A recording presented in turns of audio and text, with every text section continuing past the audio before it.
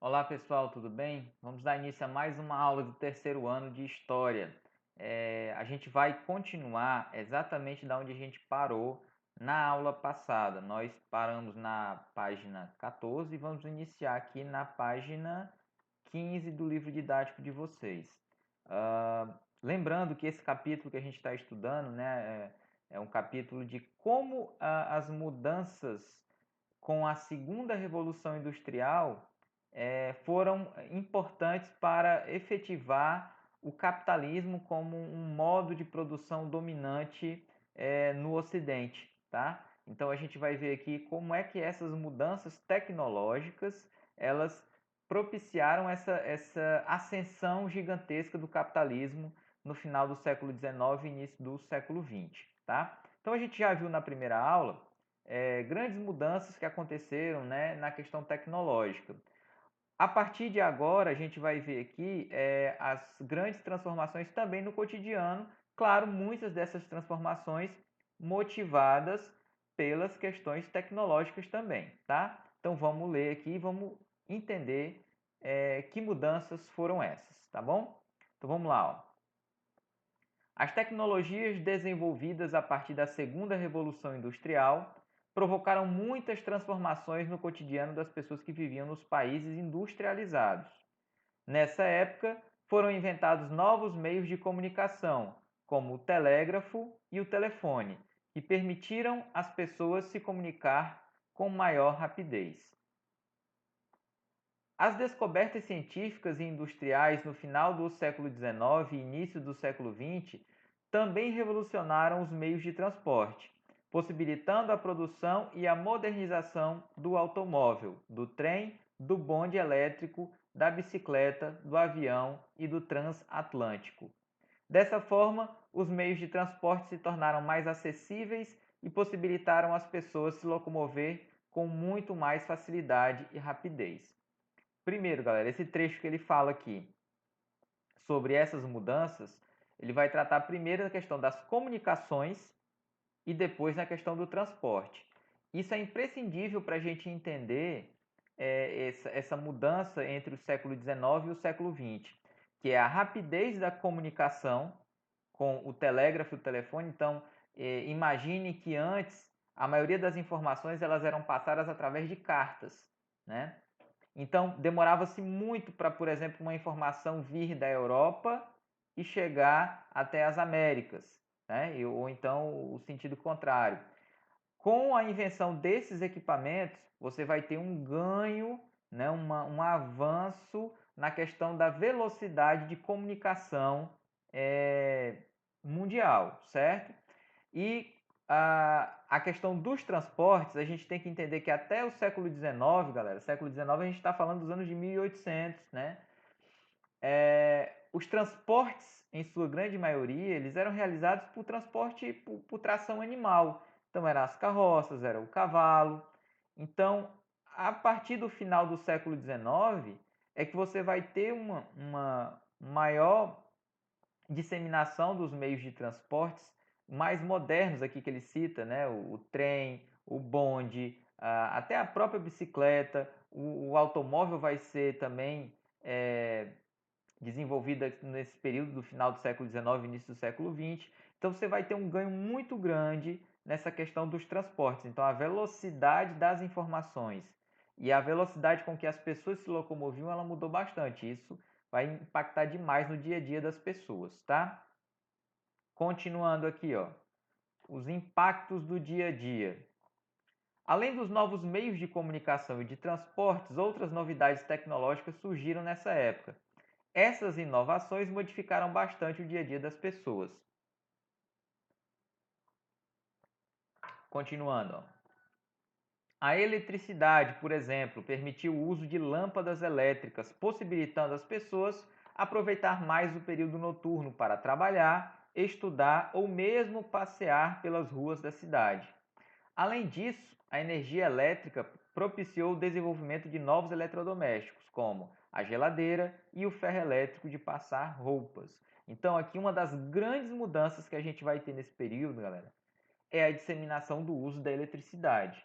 Tá? Então, A eletricidade ela vai mudar demais a vida das pessoas. Hoje, você nem imagina viver numa casa sem energia elétrica, né? Então, são os aparelhos que a gente utiliza, né, como a geladeira, né, que é importantíssimo, né, na casa de todas as pessoas para preservar os alimentos.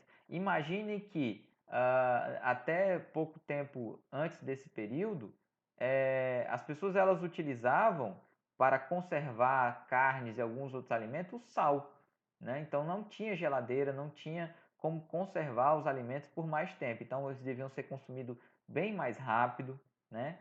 E a gente tem que entender também, galera, que esses avanços tecnológicos, eles chegam para quem em uma sociedade em primeiro lugar? Eles chegam para aquelas pessoas que têm mais posses, as pessoas que são mais ricas, que têm mais grana, né? Então a gente imagina que quando tem essa mudança aqui com o uso maior da eletricidade, quem é que vai ter esses primeiros equipamentos aqui? A geladeira, né, o ferro de passar roupas elétricos, as pessoas mais ricas. As pessoas mais pobres, elas só vão é, tomar consciência, né, desses aparelhos, né, poder utilizar esses aparelhos bem depois, já no século XX, tá? Que toda questão de tecnologia é assim, ela chega primeiro para as pessoas com mais posse, depois é que elas chegam para as pessoas com menos posse. Imaginem, por exemplo, que esses telefones que a gente usa hoje em dia, que são extremamente comuns, que são os telefones celulares, né, smartphones, que são praticamente computadores, há 10, 15 anos atrás, apenas as pessoas ricas tinham acesso a eles. Hoje em dia, né, a maioria das pessoas consegue ter acesso a esse telefone porque a tecnologia barateou, né, ela se popularizou. Continuando, ó. Nessa época também foram fabricados os primeiros fogões a gás, os vasos sanitários com descarga, as máquinas fotográficas e cinematográficas, os aparelhos de raio-x, entre outras inovações. No relato a seguir, o francês Raymond Loewy conta sobre as transformações que vivenciou na época da Segunda Revolução Industrial. Então vamos ler aqui um trecho, ó, de uma pessoa da época falando sobre, né, essas inovações do período. Ó. Estando com apenas 14 anos em Paris, onde nasci, eu já tinha visto o surgimento do telefone, do aeroplano, do automóvel, da eletricidade doméstica, do fonógrafo, do cinema, do rádio, dos elevadores, dos refrigeradores, do raio-x, da radioatividade e, ademais, da moderna anestesia. Então, aqui é interessante que são coisas que são tão comuns para a gente, né? Quando vocês que são jovens, que têm na faixa de 16, 17 anos, isso aqui é tão comum para vocês porque vocês já crescem sabendo que essas coisas são simples, elas existem, elas fazem parte do dia a dia. Imaginem para um homem do final do século XIX, né? Ele vê todas essas transformações acontecendo aqui num curto período de tempo, tá? Então foi uma mudança muito grande no dia a dia das pessoas. Aqui a gente tem um box de informação em que ele fala sobre as exposições universais. Vamos entender aqui, ó. Ao longo da segunda metade do século XIX, grupos de investidores promoveram exposições para divulgar as novas descobertas tecnológicas, científicas e artísticas. Em Paris, por exemplo, foram organizadas 5 exposições entre os anos de 1855 e 1900. Na exposição de 1889, calcula-se que 28 milhões de pessoas passaram pelo recinto da feira. É interessante, galera, que nesse período, entre o final do século XIX e o começo do século XX, houve uma onda de ciência. Então as pessoas queriam entender o que era a ciência, elas ficavam maravilhadas com as máquinas que foram desenvolvidas, com toda a tecnologia que estava surgindo, porque aquilo era muito revolucionário e mudava demais a vida das pessoas. Então eles criaram essas feiras, essas grandes exposições, para mostrar para o público, né, essas inovações, né, e o público ficava maravilhado esperando o que mais que a ciência pode trazer para a gente, quais são os benefícios que a ciência pode trazer para a gente. E é muito triste a gente ver hoje em dia né, no século XXI, principalmente aqui no nosso país, um descrédito tão grande com a ciência, porque a ciência ela trouxe benefícios inimagináveis para o ser humano nos últimos séculos, né? E benefícios em vários ramos, galera, principalmente na questão da saúde. Hoje, se você tiver um problema cardíaco, um médico ele tem o conhecimento para poder fazer uma cirurgia no seu coração e impedir que você morra. Imagine que isso há 200 anos atrás era impossível de se fazer, tá? E isso só se deu pelo avanço da ciência, por esse incentivo que foi dado às ciências nos séculos passados. E hoje a gente vê um retrocesso. As pessoas negando a ciência, negando a importância da tecnologia para a vida da gente e querendo viver como se fossem homens primitivos das cavernas, né?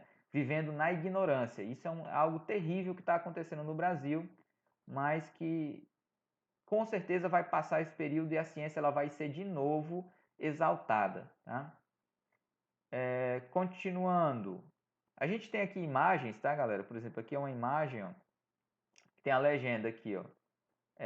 Com o advento das lâmpadas elétricas, as pessoas puderam aproveitar melhor o período noturno.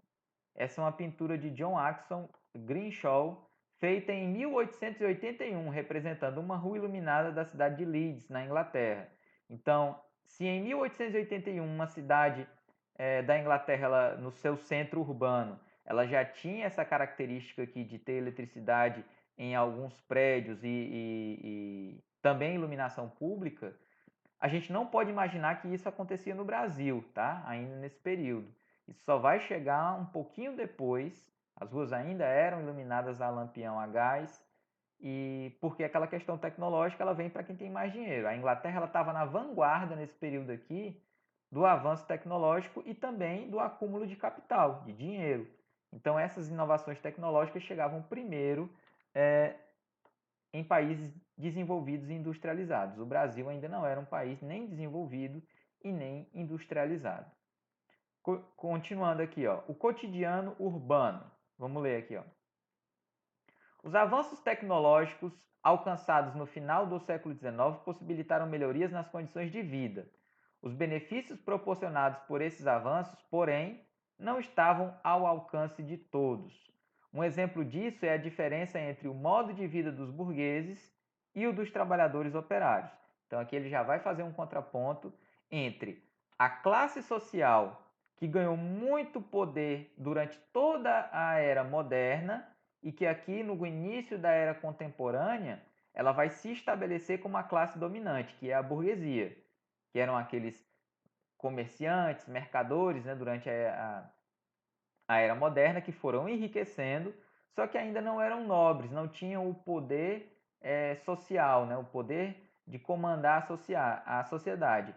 Na era contemporânea, como não vai haver mais as monarquias absolutas, essa burguesia é quem vai ser a classe dominante. Em contrapartida a essa burguesia, vai se criar a classe de operários, a classe trabalhadora, que era quem trabalhava nas indústrias desses burgueses. Então vai ter um grande contraponto entre os ricos, que eram da classe burguesa, e os operários pobres, né, que trabalhavam para eles. Então vamos ver aqui ó, as diferenças. Ó. A burguesia. Muitas famílias burguesas, que geralmente eram as proprietárias das grandes indústrias ou de instituições bancárias, moravam em amplas casas rodeadas por bosques e jardins, longe dos centros das cidades. Na Europa, essas pessoas eram as principais consumidoras dos novos produtos industrializados de luxo, como os utensílios domésticos e os automóveis. Além disso, começaram a ser instaladas em suas casas os serviços de esgoto, de água encanada e de eletricidade. Então, olha só que interessante. Apenas os mais ricos tinham acesso a essas inovações aqui, como eu tinha falado já antes para vocês. Coisas que são tão, ou deveriam ser tão comuns hoje em dia, como eletricidade e saneamento básico, né? Apenas a classe burguesa era que poderia usufruir nesse momento, tá? Continuando. Por não precisarem trabalhar para sobreviver, os filhos e as mulheres dos grandes capitalistas tinham bastante tempo para o lazer. Eles praticavam esportes e frequentavam teatros e óperas. As mulheres de mais idade promoviam reuniões particulares em casa, restrita às pessoas da elite. Os mais jovens, por sua vez, participavam de saraus e bailes. Toda vida que tem uma palavra sublinhada aqui no texto, ele tem a explicação, né? O que eram esses saraus que os jovens participavam? Ó? Era uma reunião noturna promovida para conversar, ouvir música e principalmente ler poesias, tá? E aí vamos continuar aqui, ó. Nas tardes de domingo, as famílias costumavam passear no campo e praticar esportes. Essas ocasiões eram importantes para que os jovens das famílias ricas se conhecessem, pois geralmente os casamentos eram feitos entre pessoas que tinham a mesma condição social.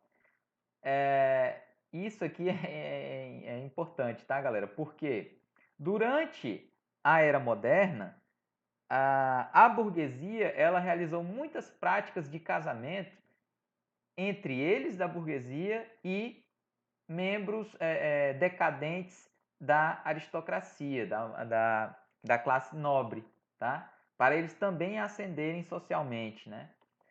E aqui nesse período, já quando não tem mais essa necessidade, esses casamentos eles vão ser gerados, né? Eles vão ser arranjados principalmente dentro da própria classe burguesa, tá? Então, eles, de forma nenhuma, quando a gente vê assim algum filme com aqueles romances de época, né, do século XIX, do início do século XX, em que uma pessoa rica se apaixona por uma pessoa da classe pobre e tal. Galera, isso era praticamente impossível, porque eles não misturavam as classes sociais.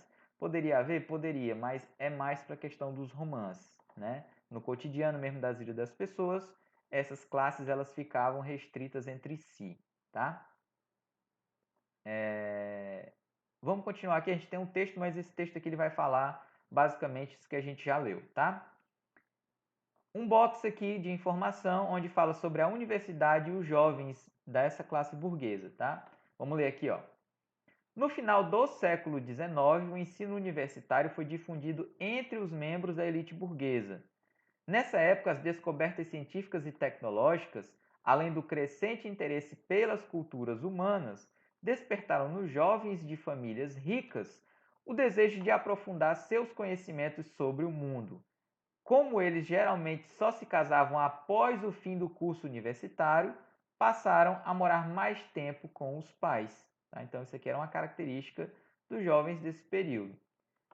Para os poucos jovens pobres que conseguiam estudar, a universidade era uma possibilidade de ascensão social, pois aqueles que possuíam um diploma tinham uma remuneração melhor. A gente tem que entender que isso aqui também era algo extremamente raro de acontecer, de uma pessoa pobre conseguir cursar uma universidade no final do século XIX. Principalmente, isso aqui era muito possível quando eles eram apadrinhados por alguém que tinha posse, porque senão era praticamente impossível, tá? E aí vamos chegar nos operários, né? Como era o modo de vida dos operários nesse período. Vamos ler aqui, ó. As melhorias urbanas proporcionadas pelos avanços tecnológicos não beneficiaram a todos. A maioria dos bairros operários não tinha rede de esgoto nem abastecimento de água e gás. Como ficavam localizados próximos às fábricas, a poluição industrial provocava sérios problemas de saúde nos moradores desses bairros. Além da poluição, as precárias condições de higiene eram favoráveis à proliferação de doenças. Então vamos lá, galera. Enquanto que os ricos podiam usufruir dos benefícios dessas novas tecnologias, os pobres não tinham acesso a elas e, como eles ainda moravam nos arredores das indústrias, das fábricas, naquele período ainda não se tinha um conhecimento sobre como essa poluição gerada pelas fábricas ela causava danos tanto ao meio ambiente quanto às pessoas. Hoje a gente já tem essa consciência, apesar de que muitos industriais ainda descartam o seu lixo, né, industrial em qualquer lugar, prejudicando o meio ambiente.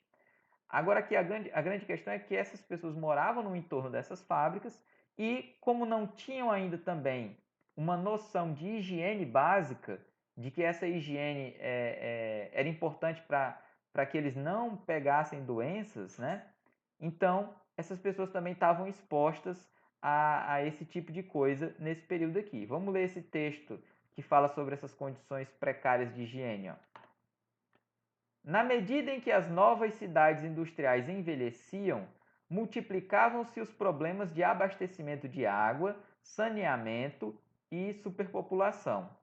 Nas vilas, a água de um poço próximo do cemitério podia ser impura, mas pelo menos seus habitantes não tinham de se levantar à noite para entrar numa fila diante de uma única bica que servia a várias ruas, nem tinham de pagar por ela. Os habitantes das cidades industriais tinham frequentemente de suportar o mau cheiro do lixo industrial e dos esgotos a céu aberto, enquanto seus filhos brincavam entre detritos e montes de esterco. Isso aqui é um trecho de Thompson, E.P. Thompson, em A Formação da Classe Operária Inglesa. Então, nesse texto aqui ele fala sobre algo que era comum naquele período, né, final do 19, começo do século 20, e que ainda hoje em alguns locais é extremamente comum as pessoas viverem nessas condições sem saneamento básico e sendo expostos à sujeira e a doenças. Outro box de informação aqui sobre o trabalho nas fábricas, como é que era o trabalho dia a dia do operário dentro dessas fábricas. Vamos ver aqui, ó. O dia a dia dos operários durante a Segunda Revolução Industrial foi marcado por uma rotina de trabalho extenuante e repetitiva. Homens, mulheres e crianças eram submetidos a longas jornadas de trabalho nas fábricas. Além de receberem baixos salários, eles estavam sujeitos a maus tratos e a um ambiente de trabalho insalubre. Então, eram ambientes fechados, com pouca ventilação, com muita sujeira, então a falta de higiene, e isso é chamado de um local insalubre. Insalubre é um local em que você não pode ficar por muito tempo, porque aquilo vai prejudicar a sua saúde, tá? Então vamos ler o texto a seguir, ó, que fala sobre isso. Ó. O trabalho que se fazia ali era distinto das atividades realizadas no campo ou em casa, pois era disciplinado, cansativo e repetitivo.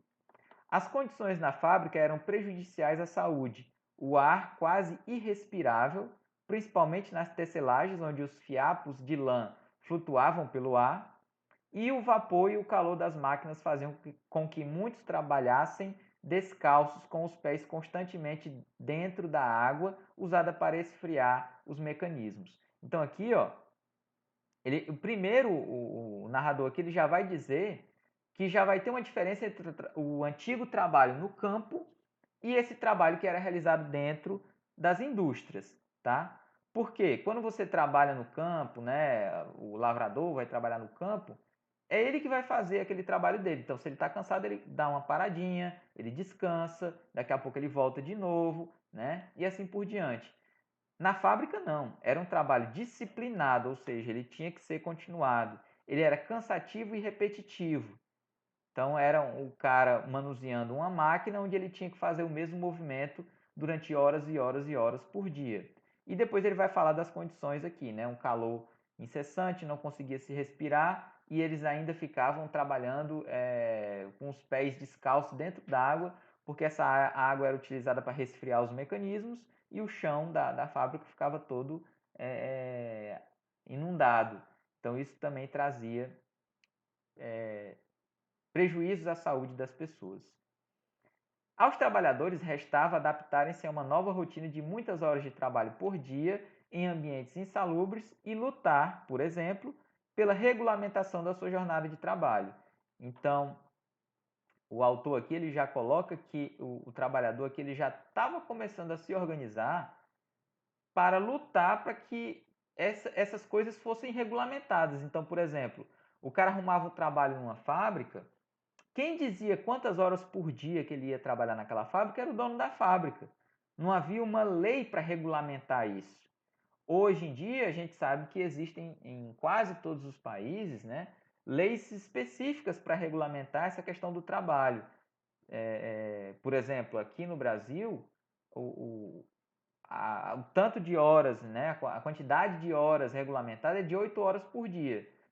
Pode até ser que o trabalhador trabalhe mais de 8 horas por dia, mas ele precisa concordar com isso, então é a chamada hora extra, ele precisa concordar e ele ainda ganha dobrado por cada hora que ele trabalhar fora dessas 8 horas diárias, tá? Então há uma lei para regulamentar isso. Esse aqui é um texto, né, do Edgar Dedeca, tá? Onde ele vai falar sobre o livro chamado Fábricas e Homens. Ele vai falar sobre essas mudanças da Revolução Industrial.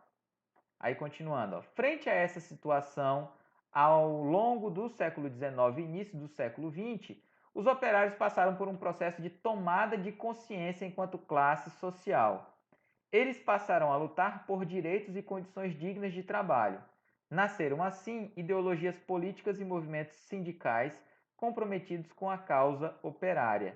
Então, o autor coloca aqui que esse período ele foi importantíssimo porque o operário ele começou a ser extremamente oprimido pelo grande capitalista, ele era explorado para ganhar uma miséria de salário e trabalhar em condições totalmente insalubres e durante várias horas por dia. E é aí que começa a tomada de consciência do trabalhador como uma classe, eles se entenderem todo como eles entenderem que todos eles são iguais ali naquele momento dentro da fábrica, eles participam da mesma classe social e que eles deveriam se unir para lutar para conseguir melhorias para a sua classe social, que seria regulamentar o número de horas de trabalho, ter essas condições de trabalho mais higiênicas, entendeu? Então, essas mudanças aqui, elas vão ocorrer com o passar dos anos pela luta dos trabalhadores, mas eles vão primeiramente tomar consciência da sua classe social, tá? Claro que ideologias como o socialismo e o comunismo, elas vão influenciar muito nessa tomada de consciência dos trabalhadores quando eles forem apresentados a elas, tá? Aí a gente tem aqui, ó, as propostas de reorganização social. Alguns intelectuais europeus do século XIX conheciam a realidade social de seu tempo e discordavam das condições de trabalho impostas aos proletários. Proletários, galera, é um nome que também é dado aos trabalhadores mais pobres, que era um nome pejorativo, né, dado pelas classes dominantes, chamados eles de proletários, porque, segundo eles, essas pessoas eram tão pobres que a única coisa que eles possuíam eram os filhos. Os filhos de uma pessoa é chamado de a sua prole. Então, por isso que eles eram proletariados. A única coisa que eles possuíam eram os filhos, eles não tinham nenhuma posse. Tá? Continuando, ó. Por isso, alguns deles propuseram várias alternativas para a organização da sociedade. Uma delas foi o socialismo. Entre esses intelectuais estavam os alemães Karl Marx e Friedrich Engels. Eles propuseram um novo modo de organizar a sociedade, baseado no materialismo histórico, teoria que defende que a ordem social é definida pelo meio de produção e de troca dessa sociedade. Durante a Segunda Revolução Industrial, os capitalistas, ou seja, os donos dos meios de produção, lucravam e enriqueciam com a exploração do trabalho dos proletários. Marx e Engels afirmavam que, para transformar essa realidade, seria necessário mudar a maneira como a sociedade estava organizada.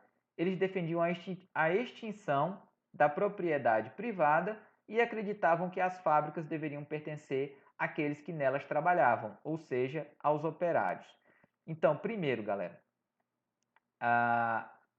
o socialismo é uma teoria, né, uma teoria social criada por esses dois caras aqui, que eles vão escrever o Manifesto do Partido Comunista. Eles acreditavam nessa questão aqui do materialismo histórico e de que deveria se haver uma grande revolução na sociedade.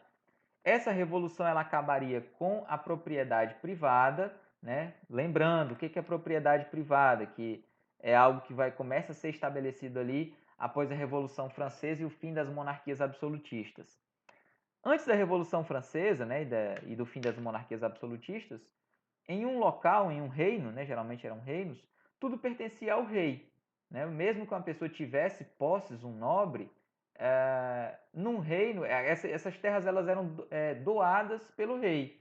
E a qualquer momento o rei poderia requisitar de volta essas terras.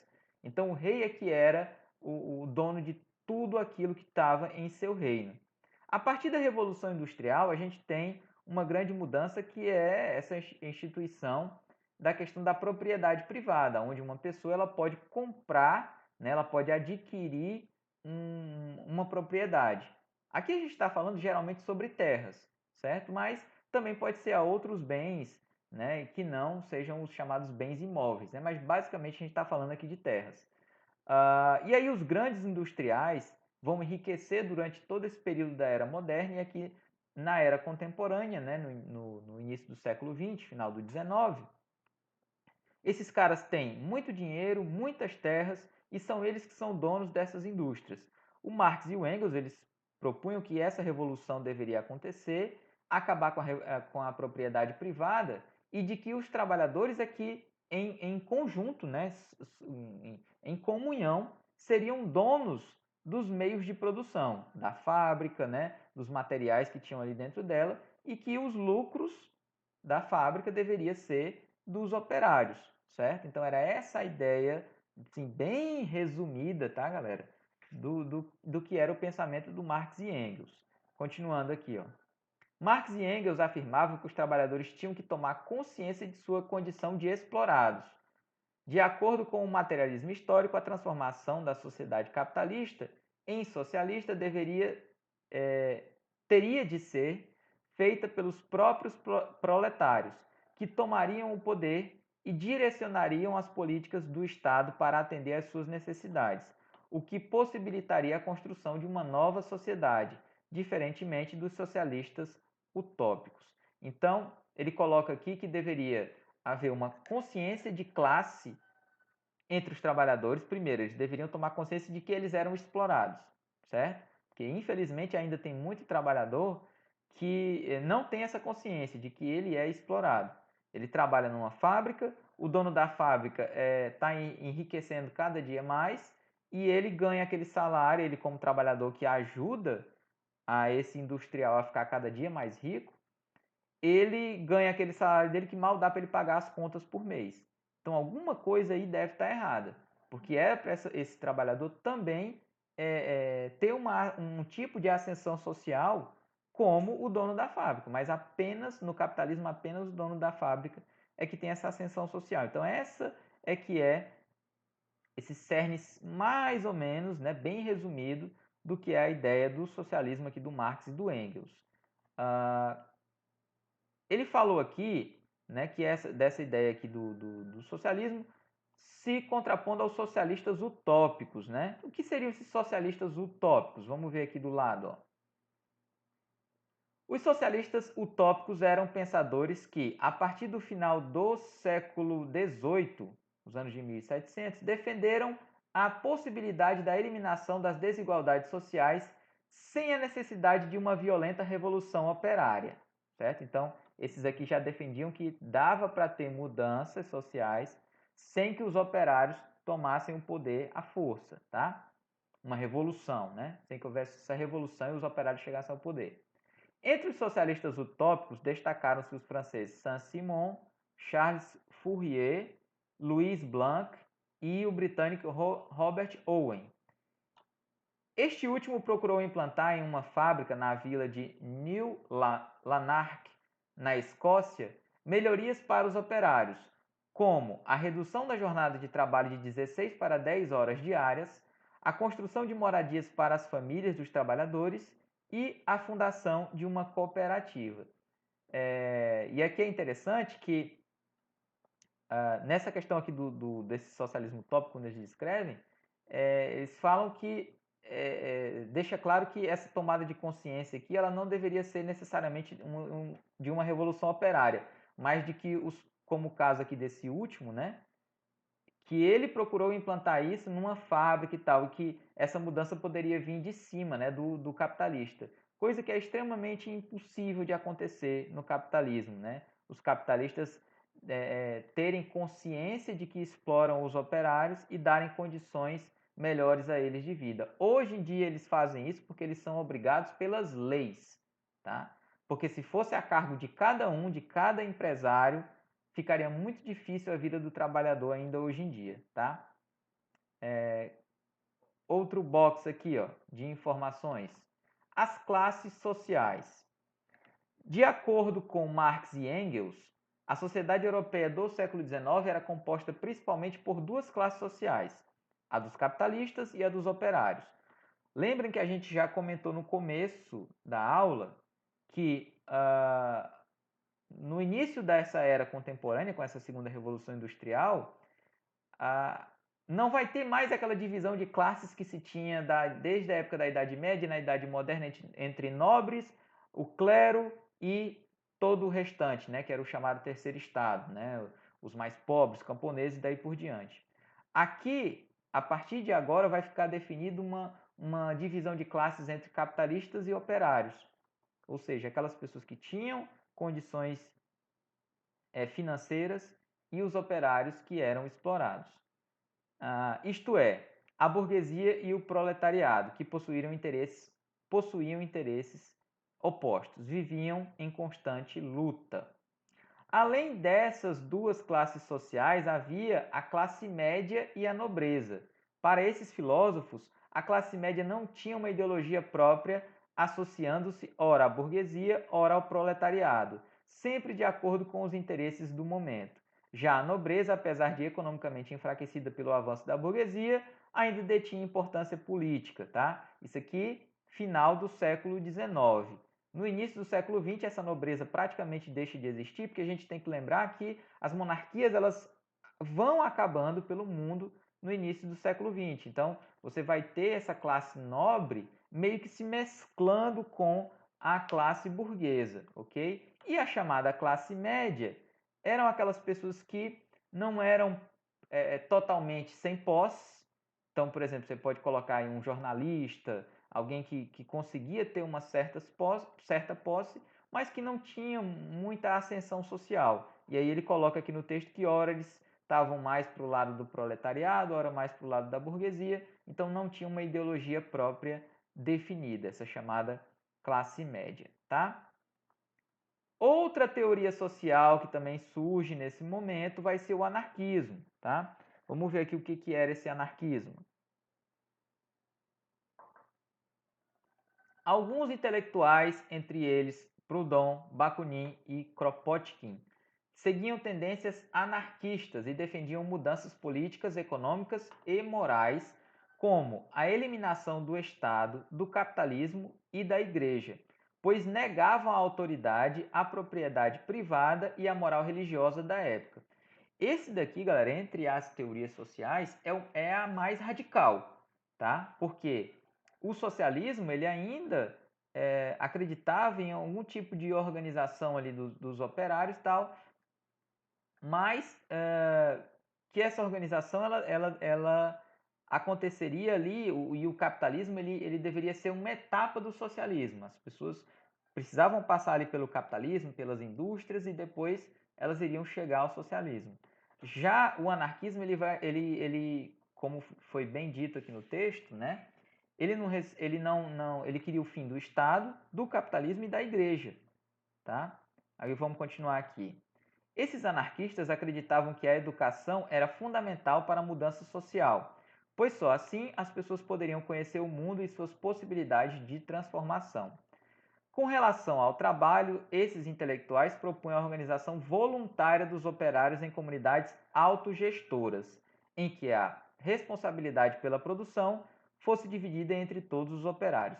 Esse aqui eu acho que é o ponto central do anarquismo, e que não é muito comentado, que é essa questão aqui da organização voluntária. O anarquismo ele acreditava que as pessoas deveriam se organizar dentro das suas próprias comunidades, tá? E ali dentro da sua própria comunidade fazer uma autogestão. Então, apenas os trabalhadores ali daquela região, onde tinha aquela fábrica, onde vai ter aqueles campos ali para cultivar, eles se organizarem e eles fazerem a autogestão de como eles deveriam organizar aquele bairro, aquela cidade em pequenas localidades e ali entender quais eram as necessidades que eles precisavam e organizar a sociedade para que ela atendesse essas demandas dos trabalhadores, tá? Continuando, aqui a gente tem uma imagem ó, e um texto. Ó. No Brasil, as ideias anarquistas ganharam força principalmente com a chegada de imigrantes europeus no final do século XIX. Ao lado, Derradeiras Machadadas, charge publicada no jornal anarquista A Plebe, em 1917. Tanto o socialismo quanto o comunismo aqui no Brasil, eles vão chegar em sua maioria, trazidas, essas ideias vão ser trazidas e disseminadas nas fábricas aqui no Brasil por imigrantes italianos. A gente tem que lembrar que no final do século XIX, em 1888, a gente tem o fim da escravidão. Com o fim da escravidão, os burgueses que eram donos dos cafezais e também que vão iniciar as primeiras indústrias no final do século XIX e início do século XX, eles vão incentivar a chegada de imigrantes, principalmente vindos da Europa, para vir trabalhar aqui no Brasil. Por dois motivos, né? Para suprir a mão de obra escrava, que eles não queriam de forma alguma, né, pagar para ter o trabalho desses ex-escravos, e para tentar também, era um projeto da época, de embranquecer a sociedade brasileira. Tá? Então, tem esses dois viés. E aí, com esses italianos, muitos desses italianos já conheciam o socialismo e o anarquismo lá na Itália e trouxeram e difundiram aqui no Brasil, tá? Outra doutrina que também já estava aqui no Brasil era o positivismo. Vamos entender o que era essa doutrina ideológica aqui. Criado pelo filósofo francês Auguste Comte, o positivismo apresentava uma explicação filosófica sobre a história das sociedades. Comte formulou a concepção de que o desenvolvimento social deveria passar por três fases sucessórias: a fase teológica, em que predominava o poder dos religiosos e militares; a fase metafísica, com a supremacia de filósofos e juristas; e, por fim, a fase positiva, que teria como pressuposto básico o conhecimento científico, ou positivo, de sociólogos e o poder econômico dos burgueses. O lema do positivismo era o amor por princípio e a ordem por base e o progresso por fim. Olha só, galera, que interessante. Essa doutrina aqui, ao contrário do socialismo e do comunismo, ela não se disseminava entre as classes operárias. Ela era uma doutrina que era disseminada ali entre a classe média, né? Entre as classes um pouco mais altas, mas principalmente entre a classe média, que tinha essa questão de exaltar o poder econômico, olha só, poder econômico dos burgueses, mas também o conhecimento científico. Então, lembram aquilo que a gente estava estudando no começo da aula, sobre aquela onda de exaltação à ciência que se tinha na Europa no século XIX? Então, essa exaltação à ciência também estava ligado ao capitalismo, à questão burguesa. E aí, essa doutrina aqui, criada pelo Auguste Comte, ela levava em consideração essas coisas, né? Poder econômico dos burgueses, conhecimento científico, né? Ele separava ali a evolução humana em três fases. Então era meio que como se ele estivesse tentando transplantar para o estudo da sociedade como se fosse um estudo das ciências naturais, onde haveria essa questão de evolução. Tá? E hoje em dia isso já é altamente refutado nas ciências sociais, porque essa questão de evolução, ela não serve para se analisar sociedades, porque as sociedades elas se modificam com o passar das décadas e de formas diferentes em cada local, tá? Então, por exemplo, se você está estudando o Brasil ele vai ter uma modificação social com o passar das décadas e dos séculos, que é diferente com essa mudança social que vai acontecer, sei lá, na Austrália. Então, cada local vai ter a sua mudança social e não vai ser como algo que evolui, que necessariamente ele sai de um ponto e ele vai chegar a outro. Então, eles faziam essa analogia de que a sociedade ela era igual a uma ciência exata, em que o ser humano ele começava ali como os índios, né, vivendo ali nus, como os homens das cavernas, e depois ele ia evoluindo até a sociedade tecnológica. E o mais interessante é que esse pensamento científico aqui no Brasil, ele foi muito difundido entre as forças armadas, principalmente entre os militares.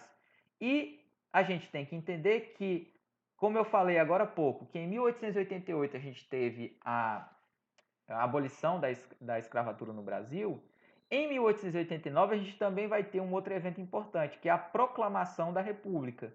Quem é que proclama a República no Brasil? Os militares.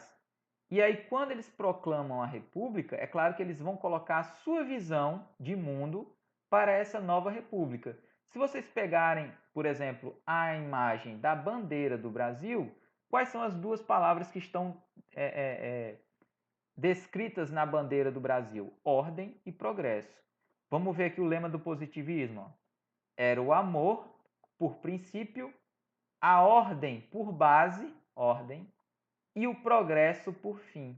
Então deixa bem claro aqui que a República Brasileira, que vai ser fomentada, né, vai ser criada a partir de um golpe militar, o golpe de 1889, que foi um golpe dado contra a monarquia absolutista que a gente tinha aqui no Brasil, né, a monarquia do Dom Pedro II, já na época, mas ainda assim um golpe de Estado. E que eles vão colocar a sua visão aqui como a visão, né? Essa visão dos militares vai passar como a visão da República. E mais para frente, galera, nos próximos capítulos, a gente vai ver como essa influência militar ela é tão grande dentro da sociedade brasileira, tá? Ok? Deixa eu ver aqui. Galera, é o seguinte, ó, vamos ficar aqui de conteúdo por essa aula, tá? Vamos ficar por aqui com conteúdo. E na próxima aula a gente fala um pouquinho aqui sobre a questão do imperialismo, de como no final do século XIX os países da Europa eles desenvolveram um chamado imperialismo moderno.